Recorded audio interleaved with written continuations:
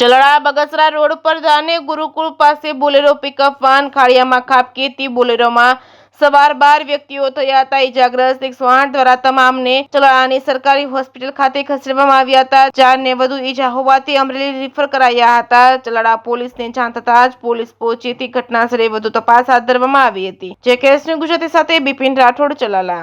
આપનું નામ શું છે? આજે ઘટના બની કયા પ્રકારની હતી, શું હતું? મારું નામ અશોક કાથરોટિયા, ચલાલા શહેર ભાજપના ઉપપ્રમુખની મારી આ જવાબદારી છે। આજ રોજ એટલે કે થોડાક સમય પહેલાં જ ચલાલાથી બગસરા રોડ ઉપર જે દાનેવ ધામ ગુરુકુળ આવેલું છે ત્યાં એક બોલેરો વાન જેની અંદર ઘણા પેસેન્જરો હતા એ કોઈ કારણોસર પલટી ખાઈ ગઈ, જેને કારણે 10 થી 12 જણાને નાની મોટી ઈજાઓ થઈ। એમાંથી 6 લોકોને ચલાલા સિવિલ હોસ્પિટલમાં એડમિટ કરવામાં આવ્યા અને અન્ય 4 જણાને અમરેલી સિવિલ હોસ્પિટલમાં ટ્રાન્સફર કરવામાં આવ્યા છે।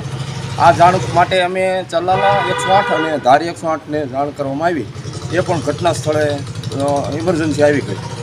પોલીસને જાણ કર? પોલીસને પણ જાણ કરી, એ પણ હાલ સિવિલ હોસ્પિટલમાં પોતાનું કાર્ય કરી રહ્યા છે।